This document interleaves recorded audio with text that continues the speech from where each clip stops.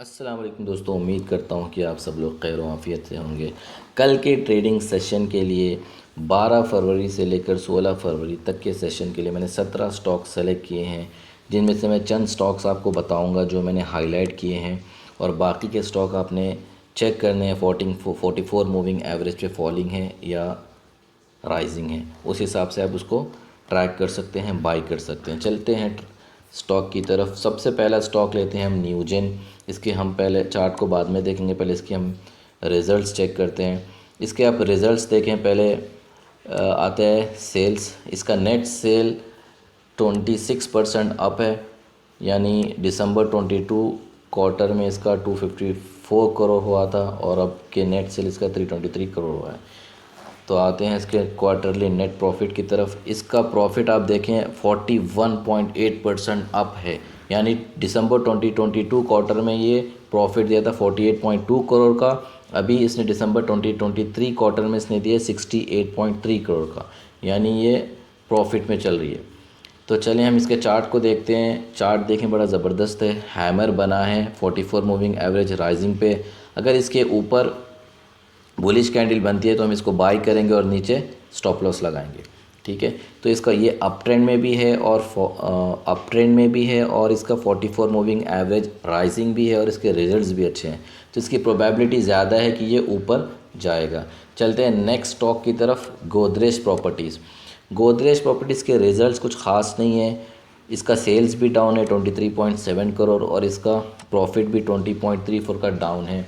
देखें यहाँ पर क्वार्टरली नेट प्रॉफिट इसका 103 करोड़ हुआ है दिसंबर 2023 में, जबकि 2022 में इसका 129.75 करोड़ हुआ है। तो अगर आप इसका चार्ट देखेंगे टेक्निकल एनालिसिस के तौर पर, कि बेसिकली हम इसको देखें 44 मूविंग एवरेज राइजिंग है और इस पर हैमर भी बना हुआ है, तो इसकी प्रोबेबिलिटी ज़्यादा है कि ये ऊपर जाएगा। मैंने इसको पिछले ट्रेडिंग सेशन में बाई किया है। लेट्स सी, देखते हैं। रिस्क है लेकिन कंपनी अच्छी है और ये अप ट्रेंड में है, तो इसकी प्रोबेबिलिटी ज़्यादा है। तो नेक्स्ट स्टॉक की तरफ चलते हैं, SJS एंटरप्राइजेस। SJS एंटरप्राइजेस के रिजल्ट्स आप चेक करें। इसकी sales year on year 27.38 up है, नीचे आए। क्वार्टरली नेट प्रॉफिट इसका 16.5 करोड़ दिसंबर 2023 का ये प्रॉफिट है, जबकि दिसंबर 2022 में इसका 14 करोड़ का प्रॉफिट हुआ था, यानी 15.5% अप है। इसकी नेट सेल भी जो है पिछले क्वार्टर के मुकाबले में ईयर ऑन ईयर 91 करोड़ का इसने नेट सेल जनरेट किया था। अब चलते हैं इसके चार्ट की तरफ। एस जे एस एंटरप्राइजेस, इसको हम यहाँ पे इसको नया ओपन कर लेते हैं। SJS एंटरप्राइजेस, तो आप इसका ये SJS एंटरप्राइजेस का चार्ट देखें। 200 मूविंग एवरेज का इसने सपोर्ट लिया है, और 44 मूविंग एवरेज अभी राइजिंग की तरफ है, और इसकी बुलिश कैंडल भी बनी है, तो इसकी प्रोबेबिलिटी ज़्यादा है ये ऊपर की तरफ जाएगा। ठीक है, तो आप अपने हिसाब से इसको एनालाइज करें, चेक करें, तब जाके इसमें एंट्री लें। तो अब आते हैं हम टाइटन स्टॉक की तरफ। टाइटन स्टॉक को हम जो है बुलिंजर बैंड स्ट्रेटजी पे हम बाई करेंगे। ये यहाँ ऊपर से फॉल हुआ है और ये बुलिंजर बैंड के अंदर अभी ट्रेड कर रहा है और बुलिश कैंडल है। अगर इसके ऊपर बुलिश कैंडल बनती है तो हम इसको बाई करेंगे और इसके नीचे के लेवल पे स्टॉप लॉस लगाएंगे, और इसका टारगेट होगा 3900। हम इसके रिज़ल्ट्स भी एक दफ़ा चेक कर लेते हैं। इसके रिज़ल्ट्स भी अच्छे खासे आए हैं। दिसंबर 2022 क्वार्टर में 904 करोड़ का इसने प्रॉफिट दिया था, जबकि दिसंबर 2023 में इसने 1053 करोड़ का प्रॉफिट दिया है। इसकी नेट सेल्स भी जनरेट हुई है अच्छी खासी 22% अप। तो हम चलते हैं नेक्स्ट स्टॉक की तरफ, टाइमेक्स। इसमें थोड़ा सा रिस्क है क्योंकि ये फॉलिंग है, 200 मूविंग एवरेज के नीचे ये ट्रेड कर रहा है। देखें यहाँ पे मैं इसका लाइन ड्रॉ करता हूँ, ये 200 मूविंग एवरेज के नीचे ट्रेड कर रहा है, लेकिन इसने जो है ना 28 अप्रैल 2023 को इसमें सपोर्ट लिया है। ये सपोर्ट जोन जो मैंने मार्क किया है, ब्लू कलर की लाइन देख रहे हैं, और ये मैंने नया इंडिकेटर ऐड किया है फिबोनाची रिट्रेसमेंट।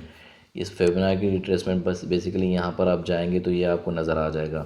तो ये मैं इसको फिर से करके दिखा देता हूँ आपको। ये डिलीट कर दिया, अब इसको मैंने क्लिक किया। ठीक है, ये यहाँ से नीचे फॉल हुआ है और उसके बाद इसने यहाँ पर थोड़ा सा ऊपर जाने की कोशिश की, उसके बाद फिर से ये नीचे की तरफ आ गया। तो हम इसको इंडिकेटर को यहाँ से ऊपर से पकड़ेंगे और यहाँ पे नीचे ड्रैग करेंगे जहाँ पर इसकी ये विक बनी है बेरिश कैंडल की।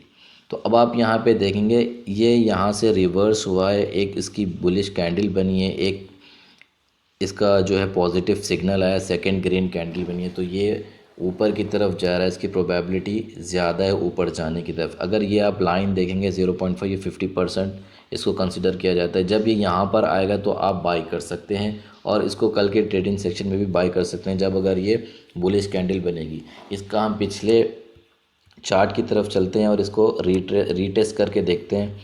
अब यहाँ पर आप चेक करें, यहाँ भी जो है ना मार्केट नीचे की तरफ आई है और मैं इसको यहाँ पे टेस्ट करता हूँ कि ये ऊपर गया है या नीचे आया है। तो ये मैंने ऊपर के फॉलिंग से लेकर नीचे की बेरिश कैंडल को मैंने इसको सेट किया है। अगर आप यहाँ पे चेक करेंगे ये कैंडल भी इसने सपोर्ट लिया है, फिर ये ऊपर की तरफ गया 50% यहाँ पर आया है। अगर आप यहाँ बाई करते और इधर आप सेल करते तो आपका अच्छा खासा प्रॉफिट बन सकता था।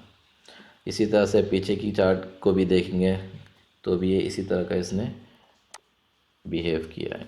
ठीक है, इसको हम अभी रहने देते हैं। तो ये देखें स्टॉक थोड़ा सा रिस्क है लेकिन आप इसमें एंट्री ले सकते हैं। चलते हैं नेक्स्ट स्टॉक की तरफ, सीक्वेंट साइंटिफिक।